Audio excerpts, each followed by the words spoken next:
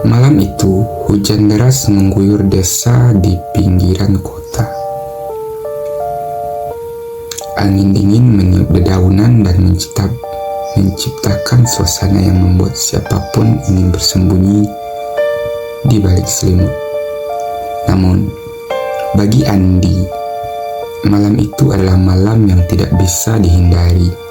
Ia harus melewati jalan setapak di dekat kuburan tua. Satu-satunya rute menuju rumahnya setelah bekerja lembur di bengkel. Kuburan itu sudah lama dikenal sebagai tempat angker. Warga desa sering bercerita tentang suara tangisan yang terdengar di malam hari, terutama saat hujan turun. Andi yang tidak percaya pada hal mistis selalu menertawakan cerita tersebut.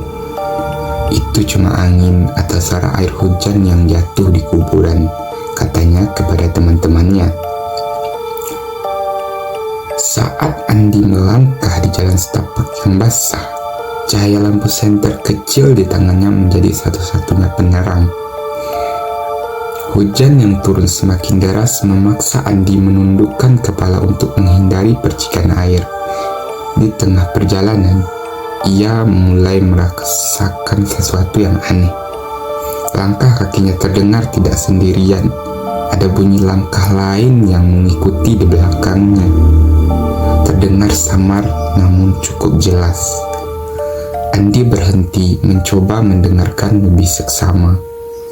Suara langkah itu ikut berhenti. Ia menoleh ke belakang. Namun tidak ada apa-apa selain barisan nisan tua yang gelap dan kabur tertutup hujan. Mungkin hanya Gema, pikirnya, meski hatinya mulai merasa tidak nyaman. Ketika Andi melanjutkan langkahnya, suara itu kembali terdengar. Kali ini disertai dengan suara tangisan pelan. Tangisan itu terdengar seperti milik seorang perempuan, lirih dan penuh kesedihan. Suaranya seolah berasal dari arah barisan nisan di sebelah kiri jalan setapak. Andi mencoba mengabaikannya, mempercepat langkahnya. Namun, semakin ia berlari, suara tangisan itu semakin keras, seperti mengejarnya. Ketakutan mulai merayapi tubuhnya. Ia memutuskan untuk berhenti dan mengarahkan lampu senternya ke arah suara tersebut. Di antara bayangan pohon besar dan batu nisan yang tertutup lumut, ia melihat sesuatu yang membuat darahnya membeku. Di sana berdiri sesosok perempuan dengan gaun putih basah oleh hujan. Rambutnya tergerai menutupi wajah dan tubuhnya sedikit membungkuk seolah menahan rasa sakit.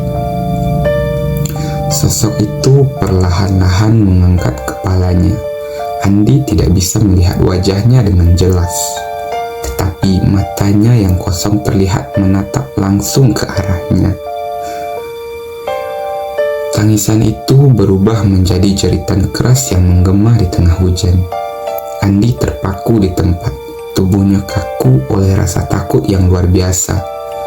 Sosok itu mulai melangkah mendekat, dan setiap langkahnya meninggalkan jejak air yang membekas di tanah.